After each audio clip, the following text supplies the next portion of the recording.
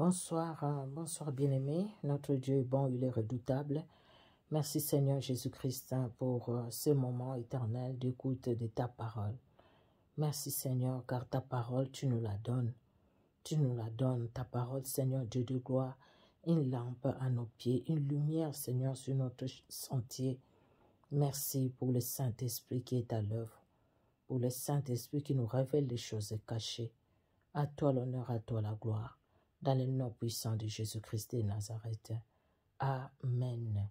Lecture du 17 janvier. Genèse chapitre 18.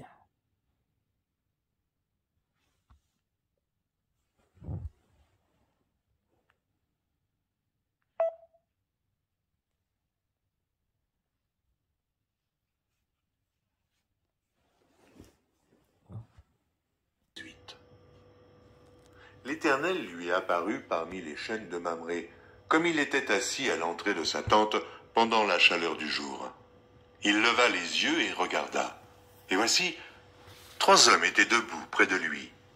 Quand il les vit, il courut au-devant d'eux depuis l'entrée de sa tente et se prosterna en terre. Et il dit, « Seigneur, si j'ai trouvé grâce à tes yeux, ne passe point, je te prie, loin de ton serviteur.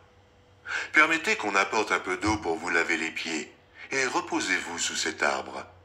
J'irai prendre un morceau de pain pour fortifier votre cœur, après quoi vous continuerez votre route, car c'est pour cela que vous passez près de votre serviteur. » Ils répondirent, « Fais comme tu l'as dit. » Abraham alla promptement dans sa tente vers Sarah, et il dit, « Vite, 3 mesures de fleurs de farine, pétris et fais des gâteaux. » Et Abraham courut à son troupeau, prit un veau tendre et bon, et le donna à un serviteur qui se hâta de l'apprêter. Il prit encore de la crème et du lait avec le veau qu'on avait apprêté, et il les mit devant eux. Il se tint lui-même à leur côté, sous l'arbre, et ils mangèrent. Alors ils lui dirent, « Où est Sarah, ta femme ?» Il répondit, « Elle est là, dans la tente. » L'un d'entre eux dit, « Je reviendrai vers toi à cette même époque, et voici Sarah, ta femme, aura un fils. » Sarah écoutait à l'entrée de la tente qui était derrière lui. Abraham et Sarah étaient vieux, avancés en âge, et Sarah ne pouvait plus espérer avoir des enfants. Elle rit en elle-même en disant, « Maintenant que je suis vieille, aurai-je encore des désirs? Mon Seigneur aussi est vieux. » L'Éternel dit à Abraham, « Pourquoi donc Sarah a-t-elle ri en disant, « Est-ce que vraiment j'aurais un enfant, moi qui suis vieille ?» Y a-t-il rien qui soit étonnant de la part de l'Éternel? Au temps fixé, je reviendrai vers toi à cette même époque, et Sarah aura un fils. » Sarah mentit en disant, « Je n'ai pas ri, » car elle eut peur. Mais il dit, « Au contraire, tu as ri. » Ces hommes se levèrent pour partir, et ils regardèrent du côté de Sodome. Abraham alla avec eux pour les accompagner. Alors l'Éternel dit, « Cacherai-je à Abraham ce que je vais faire? Abraham deviendra certainement une nation grande et puissante, et en lui seront bénies toutes les nations de la terre. Car je l'ai choisi afin qu'il ordonne à ses fils et à sa maison après lui de garder la voie de l'Éternel, en pratiquant la droiture et la justice, et qu'ainsi l'Éternel accomplisse en faveur d'Abraham les promesses qu'il lui a faites. » Et l'Éternel dit, « Le cri contre Sodome et Gomorrhe s'est accru, et leur péché est énorme. C'est pourquoi je vais descendre, et je verrai s'ils ont agi entièrement selon le bruit venu jusqu'à moi. Et si cela n'est pas, je le saurai. » Les hommes s'éloignèrent et allèrent vers Sodome. Mais Abraham se tint encore en présence de l'Éternel. Abraham s'approcha et dit, « Feras-tu périr le juste avec le méchant? Peut-être y a-t-il 50 justes au milieu de la ville. Les feras-tu périr aussi? Et ne pardonneras-tu pas à la ville à cause des 50 justes qui sont au milieu d'elle? Faire mourir le juste avec le méchant, en sorte qu'il soit du juste comme du méchant? Loin de toi cette manière d'agir, loin de toi. Celui qui juge toute la terre n'exercera-t-il pas la justice? » Et l'Éternel dit, Si je trouve dans Sodome 50 justes au milieu de la ville, je pardonnerai à toute la ville à cause d'eux. Abraham reprit et dit, voici, j'ai osé parler au Seigneur, moi qui ne suis que poudre et cendre. Peut-être des 50 justes, en manquera-t-il 5? Pour 5, détruiras-tu toute la ville? Et l'Éternel dit, je ne la détruirai point, si j'y trouve 45 justes.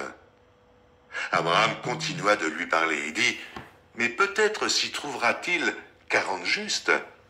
Et l'Éternel dit, je ne ferai rien à cause des 40. Abraham dit, que le Seigneur ne s'irrite point, et je parlerai. Peut-être s'y trouvera-t-il 30 justes. Et l'Éternel dit, je ne ferai rien si j'y trouve 30 justes. Abraham dit, voici, j'ai osé parler au Seigneur. Peut-être s'y trouvera-t-il 20 justes.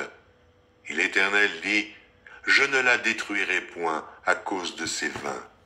Abraham dit, que le Seigneur ne s'irrite point, et je ne parlerai plus que cette fois.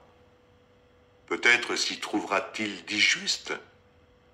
Et l'Éternel dit, je ne la détruirai point à cause de ces 10 justes. L'Éternel s'en alla lorsqu'il eut achevé de parler à Abraham, et Abraham retourna dans sa demeure. Néhémie chapitre 7.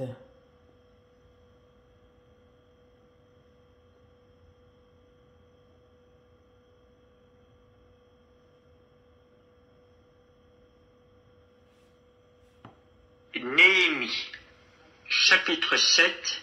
Lorsque la muraille fut rebâtie et que j'eus posé les battants des portes, on établit dans leurs fonctions les portiers, les chantres et les lévites. Et je donnai mes ordres à Anani, mon frère, et à Anania, chef de la citadelle de Jérusalem, homme supérieur au grand nombre par sa fidélité et par sa crainte de Dieu. Je leur dis, les portes de Jérusalem ne s'ouvriront pas avant que la chaleur du soleil soit venue, et l'on fermera les battants au verrou en votre présence. Les habitants de Jérusalem feront la garde, chacun à son poste devant sa maison. La ville était spacieuse et grande, mais peu peuplée, et les maisons n'étaient pas bâties. Mon Dieu me mit au cœur d'assembler les grands, les magistrats et le peuple, pour en faire le dénombrement. Je trouvai un registre généalogique de ceux qui étaient montés les premiers, et j'y vis écrit ce qui suit. Voici ceux de la province qui revinrent de l'exil, ceux que Nebuchadnezzar, roi de Babylone, avait emmenés captifs, et qui retournèrent à Jérusalem et en Juda, chacun dans sa ville. Ils partirent avec Zorobabel, Josué, Néhémie, Azaria, Rahamia, Nachamani, Mardoché, Bilchan, Mispéret, Bigvaï, Néhum, Baana. Nombre des hommes du peuple d'Israël, les fils de Paréosh, 2172. Les fils de Shephatia, 372. Les fils d'Arak, 652. Les fils de Pachat-Moab, des fils de Josué et de Joab, 2818. Les fils d'Élam, 1254. Les fils de Zatu, 845. Les fils de Zakaï, 760. Les fils de Binui, 648. Les fils de Bébaï, 628. Les fils d'Asgad, 2322. Les fils d'Adodikam, 667. Les fils de Bigvaï, 2067. Les fils d'Adin, 655. Les fils d'Ater de la famille d'Ézéchias, 98. Les fils de Hachum, 328. Les fils de Betsaï, 324. Les fils de Harif, 112. Les fils de Gabaon, 95. Les gens de Bethléem et de Netopha, 188.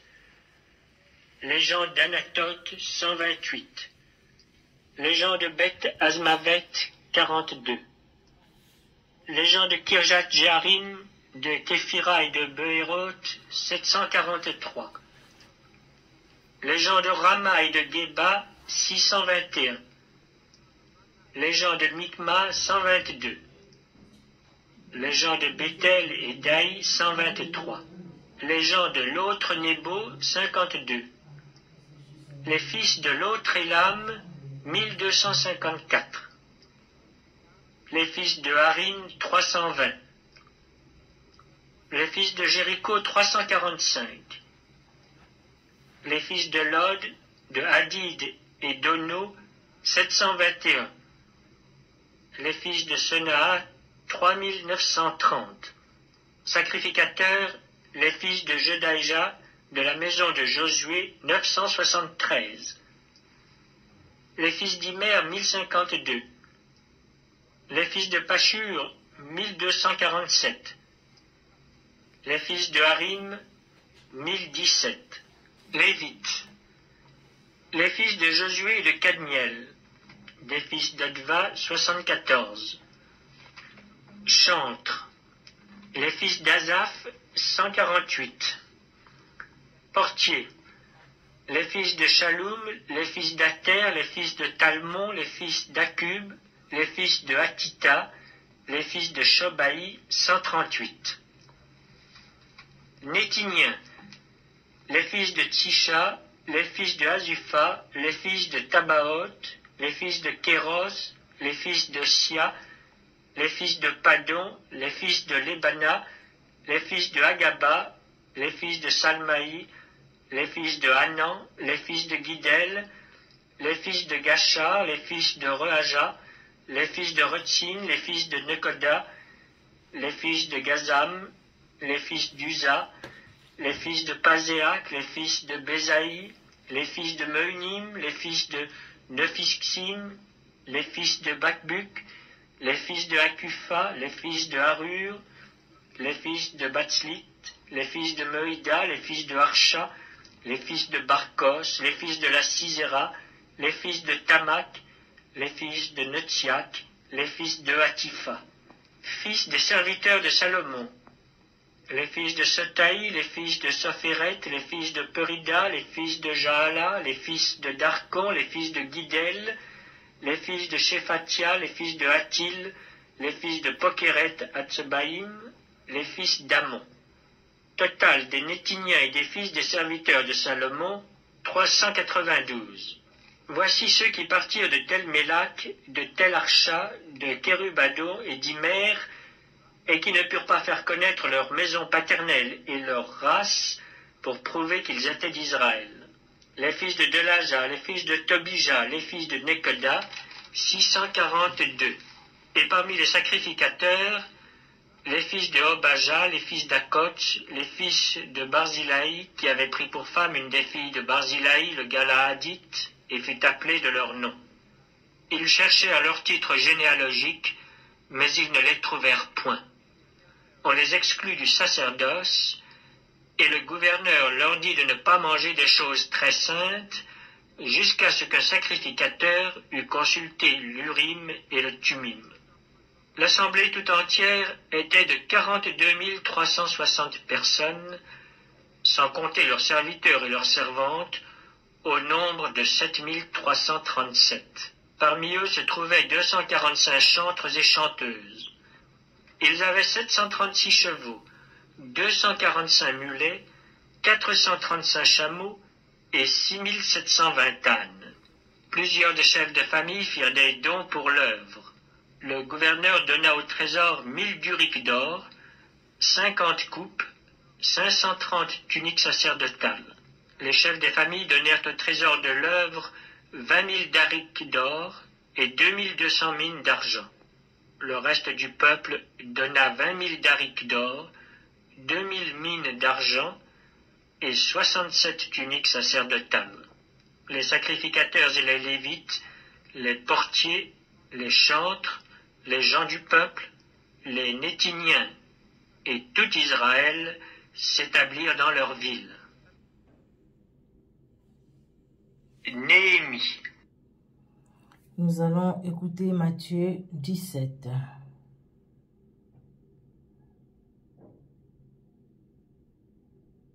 Matthieu 17.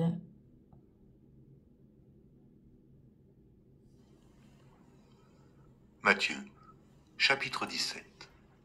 6 jours après, Jésus prit avec lui Pierre, Jacques et Jean, son frère, et il les conduisit à l'écart sur une haute montagne. Il fut transfiguré devant eux. Son visage resplendit comme le soleil, et ses vêtements devinrent blancs comme la lumière. Et voici, Moïse et Élie leur apparurent, s'entretenant avec lui. Pierre, prenant la parole, dit à Jésus, « Seigneur, il est bon que nous soyons ici. Si tu le veux, je dresserai ici 3 tentes, une pour toi, une pour Moïse et une pour Élie. » Comme il parlait encore, une nuée lumineuse les couvrit. Et voici, une voix fit entendre de la nuée ces paroles. « Celui-ci est mon fils bien-aimé, en qui j'ai mis toute mon affection. Écoutez-le. » Lorsqu'ils entendirent cette voix, les disciples tombèrent sur leurs faces et furent saisis d'une grande frayeur. Mais Jésus, s'approchant, les toucha et dit, « Levez-vous, n'ayez pas peur. » Ils levèrent les yeux et ne virent que Jésus, seul. Comme ils descendaient de la montagne, Jésus leur donna cet ordre. « Ne parlez à personne de cette vision, jusqu'à ce que le Fils de l'homme soit ressuscité des morts. » Les disciples lui firent cette question. « Pourquoi donc les scribes disent-ils qu'Élie doit venir premièrement ?» Il répondit, « Il est vrai qu'Élie doit venir et rétablir toutes choses. Mais je vous dis qu'Élie est déjà venu, qu'ils ne l'ont pas reconnu, et qu'ils l'ont traité comme ils ont voulu. De même, le Fils de l'homme souffrira de leur part. » Les disciples comprirent alors qu'il leur parlait de Jean-Baptiste. Lorsqu'ils furent arrivés près de la foule, un homme vint se jeter à genoux devant Jésus et dit, « Seigneur, aie pitié de mon fils, qui est lunatique et qui souffre cruellement. Il tombe souvent dans le feu et souvent dans l'eau. Je l'ai amené à tes disciples et ils n'ont pas pu le guérir. » « Race incrédule et pervers, répondit Jésus. Jusques à quand serai-je avec vous? Jusques à quand vous supporterai-je?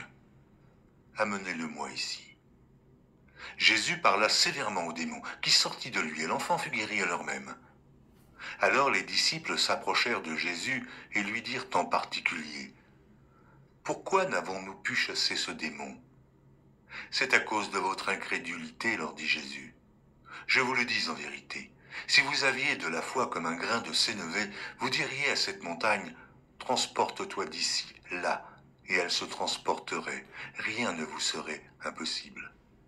Mais cette sorte de démon ne sort que par la prière et par le jeûne. » Pendant qu'ils parcouraient la Galilée, Jésus leur dit, « Le Fils de l'homme doit être livré entre les mains des hommes.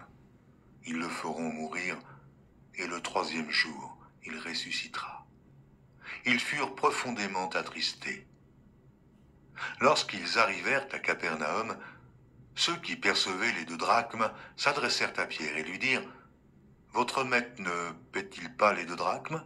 « Oui, dit-il. » Et quand il fut rentré dans la maison, Jésus le prévint et dit, « Que t'en semble, Simon? Les rois de la terre, de qui perçoivent-ils des tributs ou des impôts?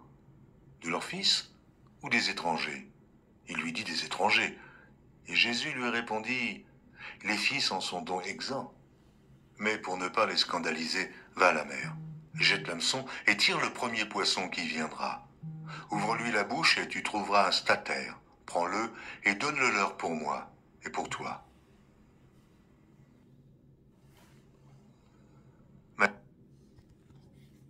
Psaume au chapitre 15. Alors, psaume 15. Nous lisons. Joie d'un homme que Dieu a délivré de la mort. Psaume de David. Ô Éternel, qui séjournera dans ta tente, qui demeurera sur ta montagne sainte, celui qui marche dans l'intégrité, qui pratique la justice et qui dit la vérité selon son cœur. Il ne calomnie point avec sa langue. Il ne fait point de mal à son semblable. Et il ne jette point l'opprobre sur son prochain. Il regarde avec dédain celui qui est méprisable. Mais il honore ceux qui craignent l'Éternel. Il ne se rétracte point. S'il fait un serment à son préjudice, il n'exige point d'intérêt de son argent et il n'accepte point de son contre. Il n'accepte point des dons contre l'innocent. Celui qui se conduit ainsi ne chancelle jamais. Alors, Proverbe, pour finir, Proverbe chapitre 3, de 21 à 26. Proverbe 3, 21 à 26. Mon fils, que ces enseignements ne s'éloignent pas de tes yeux. Garde la sagesse et la réflexion. Elles seront la vie de ton âme et l'ornement de ton cou. Alors tu marcheras avec assurance dans ton chemin et ton pied ne heurtera pas. Si tu te couches, tu seras sans crainte. Et quand tu seras couché, ton sommeil sera doux. Ne redoute ni une terreur soudaine, ni une attaque de la part des méchants. Car l'Éternel sera ton assurance et il préservera ton pied de toute embûche. Car l'Éternel sera ton assurance et il te préserve. Il préservera ton pied de toute embûche. Éternel, sois loué mon Dieu, parce que tu es celui qui nous garde et tu es l'assurance de nos vies éternelles. Merci, merci encore pour ta parole. Bénis tout un chacun au nom puissant de Jésus-Christ de Nazareth. Amen. Amen, amen. Que Dieu vous bénisse. Au revoir.